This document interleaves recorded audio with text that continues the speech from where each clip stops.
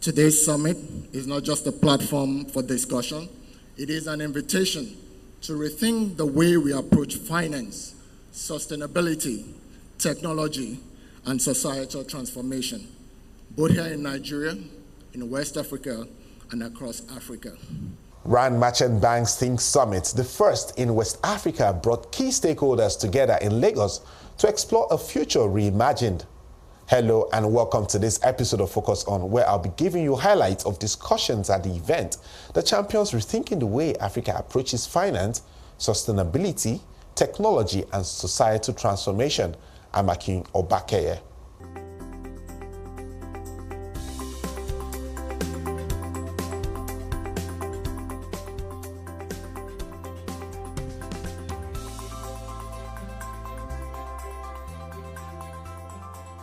As the world interconnects rapidly, experts believe Africa needs to redefine its approach to development.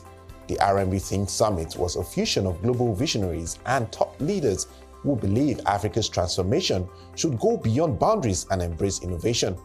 What are the metrics to drive this change? How can Africa position itself to be a catalyst for global growth? These speakers share their thoughts. Zambia, Ghana, among others, they have done debt restructuring. And the cost of debt restructuring over a long term are quite significant. And most of these economies, they tend to be stuck in structural adjustment programs time and again because they don't follow through with good policies once the programs are finished. So they behave well while the program is there. Once it's done, they go back to the same policy-making regime which created the problems which necessitated the adjustment programs. Now, these 5 themes might appear global. We can localize them to every African economy because we are driven by the same things. Our policy response tends to be quite similar, and the consequences also tend to be quite similar. They are not short-term in nature.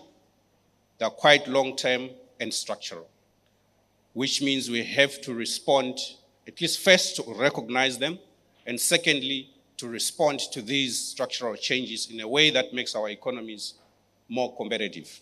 Moving up the value chain has also been quite limited in Nigeria. So what we're showing you here is an index of how sophisticated your exports are, right? So this is an index looking at the similarities of what you export vis-a-vis what advanced economies export or vis-a-vis what other key emerging market country export.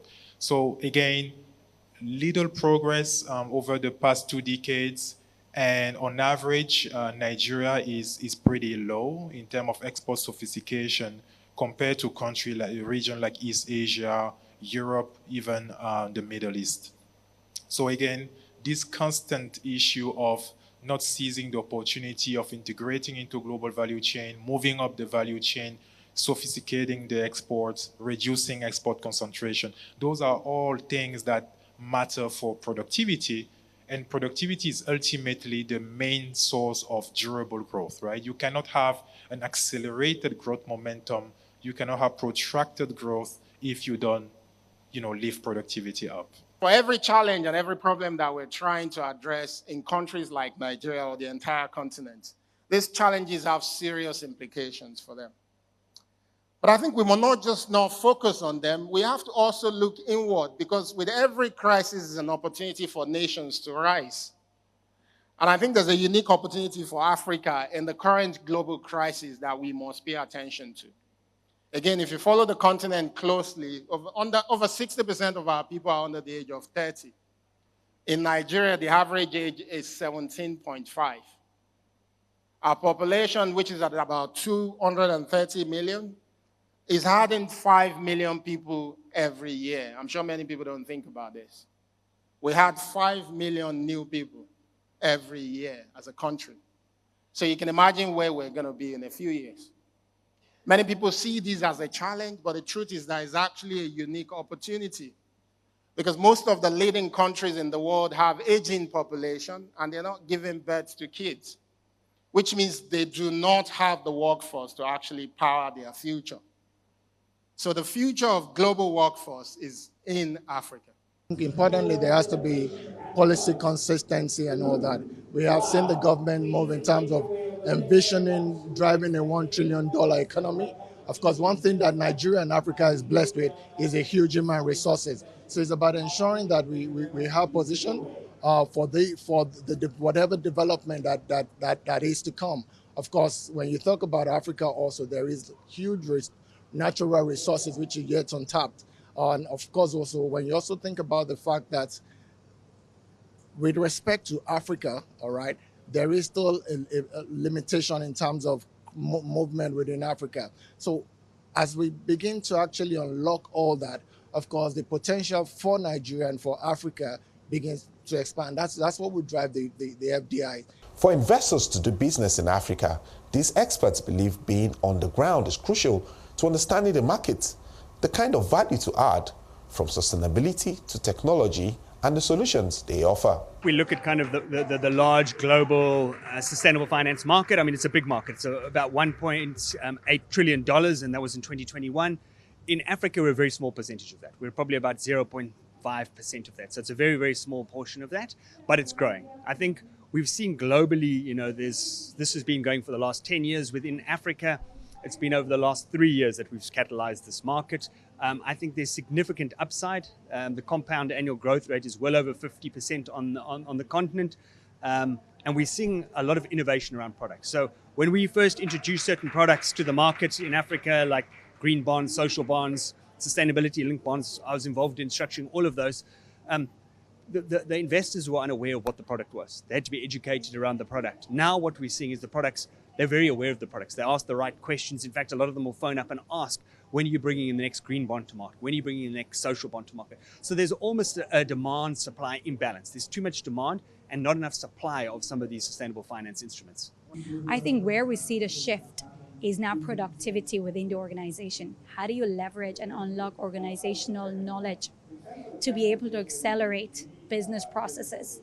And the second area that I see a big opportunity that now is a low-hanging fruit is customer engagement. With generative AI, we have the ability to have this personalized experiences with our customers, speaking their language. Take advantage of natural language processing and build local language models that speak Hausa, Yoruba, Igbo, and to be able to have that human touch while also not needing to have 100 staff that speak different languages in our contact centers. So those are some of the key things that we see emerging in the market. One major attraction is the impact of Africa's creative industry and how it significantly impacts the world. John Boyega, a Nigerian-born British actor and cultural advocate, gives insight into collaboration and his interest on the continent. What brings me back home, except from amala and rice, really is to connect with the people here that are on ground doing great work in entertainment, is to meet people in the financial sector, and to have a nice connection and conversation about bridging the gap between the diaspora and home. And it's to build opportunities. I want to see more movies being shot here. I want to see more entertainment opportunities here. And I think it's a great opportunity for us to just connect, talk, and find through ways in which we can collaborate. So that's the biggest deal about me coming down here. And I've been coming down here for a while in doing this. So it's an ongoing mission that I'm very, very committed to. Well, my biggest dream is to make a high quality collaboration between obviously the Hollywood side and the Nollywood side. I've seen personally some amazing actresses and actors, cinematographers, seamstresses in different departments in Nollywood that need an opportunity and a throughway into the Hollywood game. But we don't want to make it a Hollywood movie. We want to make high quality Nollywood movies, if you know what I mean. Meaning that we want to tap into the culture, the narrative, the people and the stories that you would have heard of being on the continent. And without diluting the culture, we want to bring it to the audiences all around the world. Because one thing is for sure, people love Nigeria. They love Nigeria and they love the culture and they love the music. And there's a way in which to kind of like transfer that energy that started with music to the acting game too. And so that's one of my biggest missions there. And we want to make efficient movies, which can tend to be expensive. But I think that with the financial structure that a lot of banks are offering, especially now on the continent, we want to make that as lucrative as possible for them, but to have a meticulous creative approach from us, which means that, you know, not going over budget, having a structure in place, but also having programs that are attached to the projects that mean that people from homegrown Nigeria, Ghana, surrounding areas can shadow people in powerful positions to learn the education so that we won't always need the bag of another guy. But also that's what I love about the bank, you know, I love it about what we're doing here is that there's an interest for creative investment. There's an interest for structure too. And I think that that's where we want to make it work. We don't want to just tap into Africa, take from them and leave. We actually want to tap into Africa, educate and exchange knowledge.